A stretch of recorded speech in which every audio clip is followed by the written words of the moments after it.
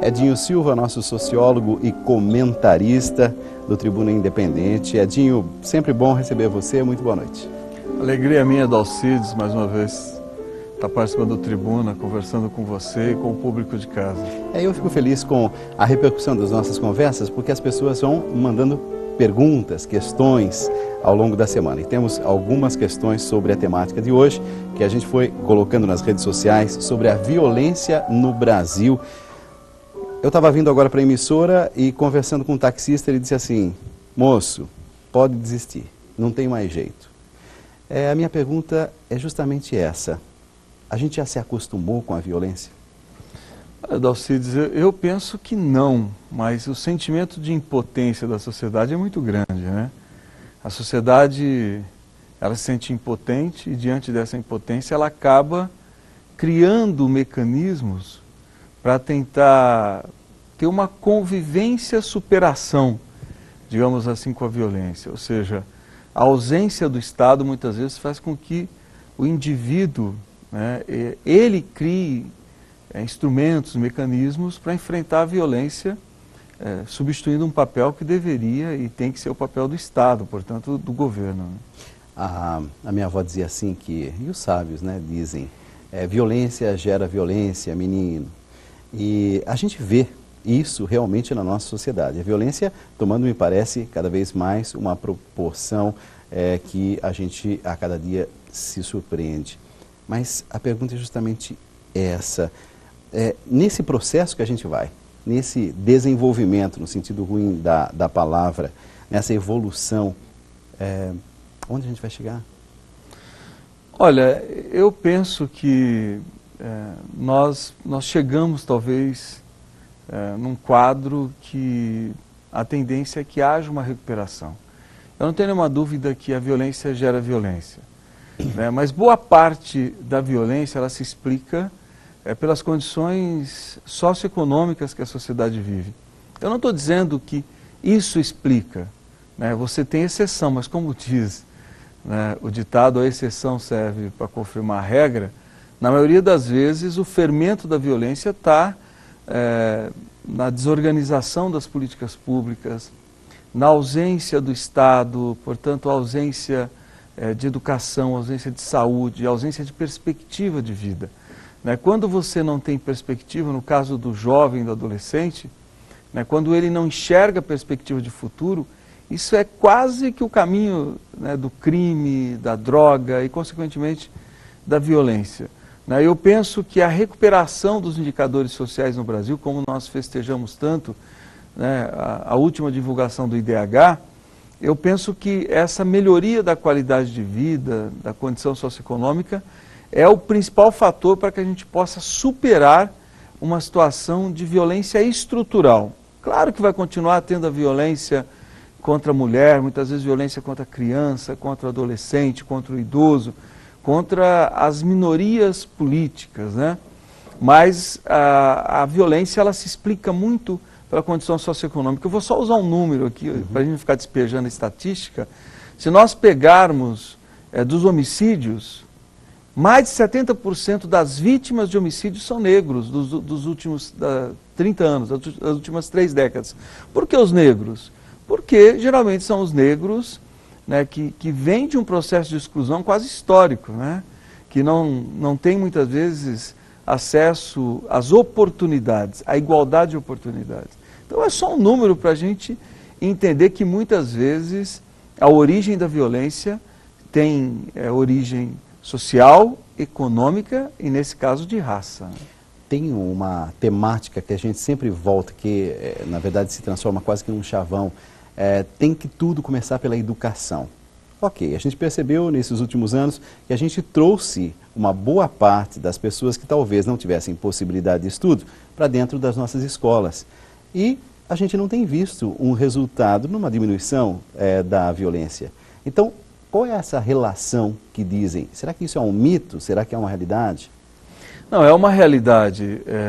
Eu não tenho nenhuma dúvida que a grande porta de saída da criminalidade, da violência é a educação. E é a igualdade de oportunidades. Alguém que consegue enxergar futuro, né, que enxerga no caminho né, do trabalho, da realização profissional, da possibilidade de se autoafirmar em questões positivas, é um indivíduo, né, uma pessoa que dificilmente ela vai ser ganha, muitas vezes, pelo crime, né, pela droga, pelo caminho do mal, né? Então a educação é a porta de entrada para a igualdade, nós termos uma sociedade com maior igualdade de oportunidades. Agora, eu penso que a criminalidade e a violência você combate com a junção de alguns fatores. Primeiro, como eu já disse, criando uma maior igualdade de oportunidades que passa pela educação, que passa pela educação complementar, Dalcides.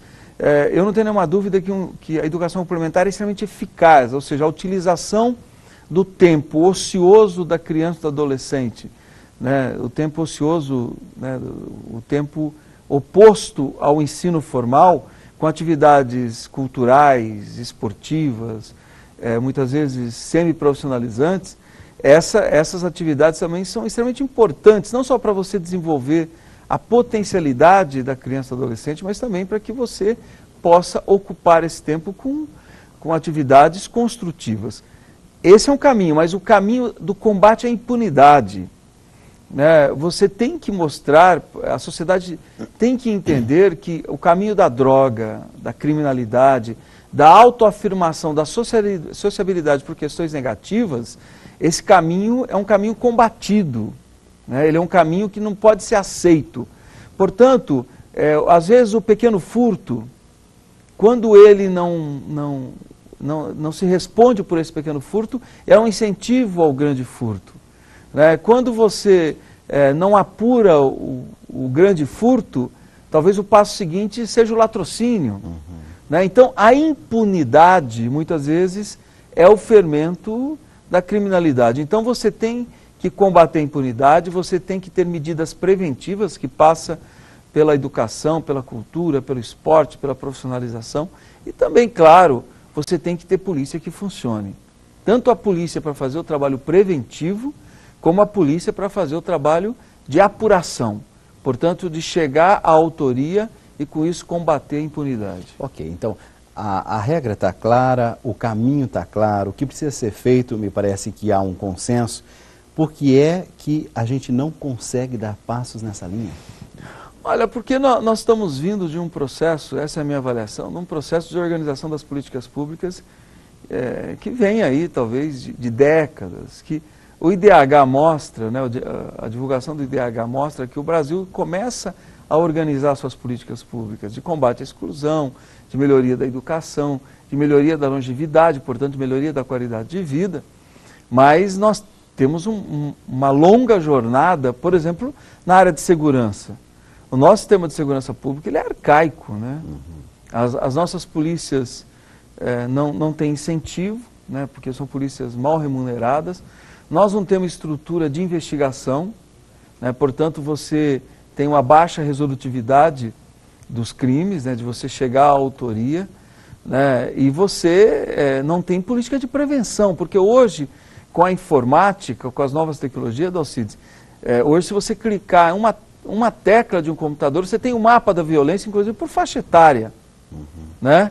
Você sabe quais as regiões, por exemplo, numa cidade como São Paulo, onde você tem a maior incidência de crimes, por exemplo, com adolescentes, né, com crianças. Então você tem como hoje ter política de prevenção.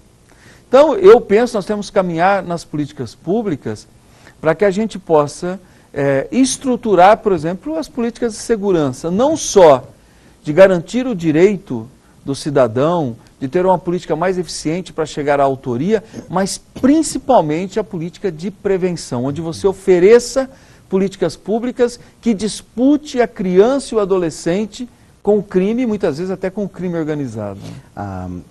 Dentro ainda da temática violência, mas eu não queria deixar de abordar nessa noite também, a questão da violência no trânsito.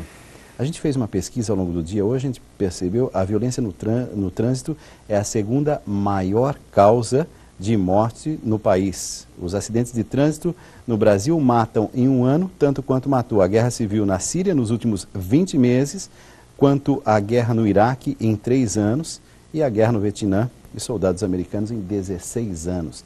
Quer dizer, a gente tem uma guerra acontecendo dentro do nosso país naquilo que se chama trânsito. Onde é que está o ponto mal resolvido, por exemplo? Esse tipo de violência é a questão de uma má preparação, uma qualidade ruim da preparação dos motoristas. São as leis que são muito leves, então também se atropelar alguém ou acontecer alguma coisa, parece que não vai dar em nada, há um consenso geral de que seja assim. Onde é que está o ponto dessa violência no trânsito que a gente tem? Olha, eu penso que também é uma junção de fatores. Primeiro, você tem que melhorar a preparação dos motoristas, eu não tenho nenhuma dúvida. O tal, né, que a gente popularmente chama, vou tirar a carta, ou seja, a habilitação tem que ser um processo mais rigoroso. Né? Como em muitos países do mundo, isso foi utilizado e melhorou. A outra questão é endurecimento da legislação. Nós já melhoramos a questão, por exemplo, do convívio álcool e volante, nós já demos uma endurecida, mas tem que endurecer ainda mais. E a caracterização no trânsito, do que o acidente, né, a vítima, né, o que provoca a vítima por dolo ou não dolo. Né? Esse é um debate que no trânsito ele é muito relativo e que a legislação tem que ser mais precisa. Né? Tem que ser mais precisa, no sentido de você endurecer com o motorista que provoque não só os danos materiais, mas principalmente os danos à vida. Não só a morte, mas muitas vezes a sequela. Às vezes a sequela para o resto da vida.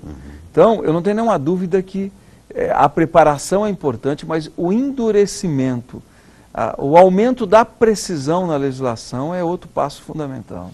Vamos a perguntas de telespectadores que chegaram pelas nossas redes sociais. Paulo, boa noite.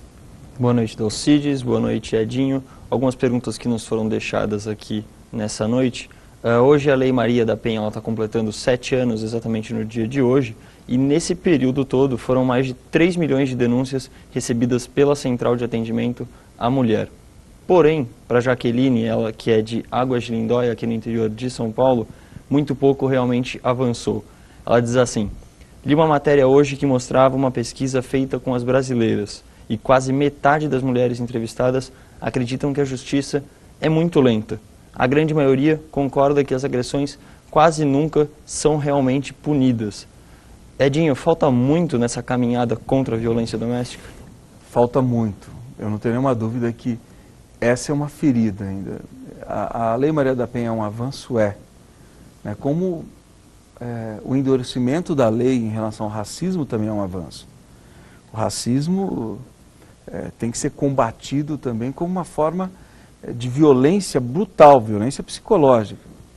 E a violência contra a mulher, que é tido a cultura, o problema é a cultura brasileira, né?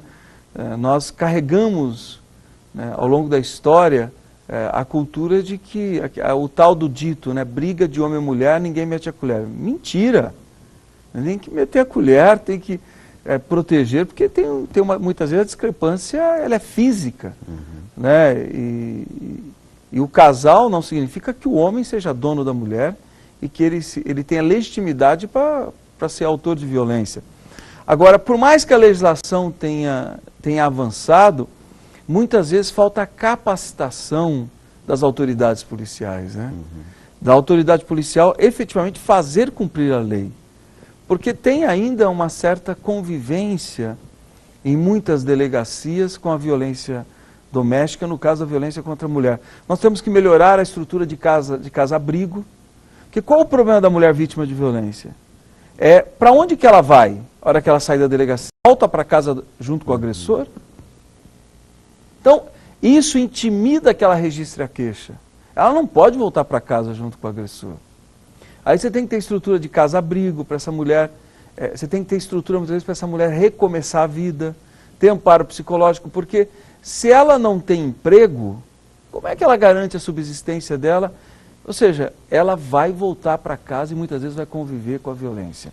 Então, nós já avançamos, mas o caminho ainda é longo para que efetivamente haja uma indignação real, concreta, contra a violência, da violência contra a mulher, da violência contra a criança e principalmente da manifestação de racismo. Uma sociedade moderna não pode conviver com a manifestação do racismo, nem tampouco com a agressão contra a criança, adolescente, nem tampouco contra a violência doméstica. Edinho, tem várias outras questões, perguntas, a gente vai ter que encerrar, mas tem, por exemplo, o caso do menino Marcelo, que é suspeito de ter matado o pai, a mãe, a avó, a tia e depois também se matado. Mas a gente volta nessas temáticas e na próxima semana, próxima quarta, temos você aqui de volta, é isso? Isso, com o maior prazer. Então eu quero agradecer nessa noite Edinho Silva, sociólogo e nosso comentarista do Tribuna Independente. Muito boa noite, obrigado. Muito boa noite, Dalcides. Eu agradeço muito e estarei aqui na próxima quarta, com certeza, para enfrentar temas tão importantes. E só uma questão, se me permite, Dalcides, rapidamente. Eu queria só pedir cuidado nessa análise do crime desse menino, viu? Eu espero ainda que as autoridades policiais dêem uma explicação mais convicta, porque é muito difícil um menino de 13 anos ter provocado um estrago desse tamanho, né, e ter sido autor de tantos disparos sem que nenhum adulto o interpelasse. Então, não estou negando a versão da polícia, mas eu penso que nós temos que exigir uma apuração que seja mais contundente, uma explicação que convença a sociedade. Vamos voltar nessa temática. Obrigado, Edinho.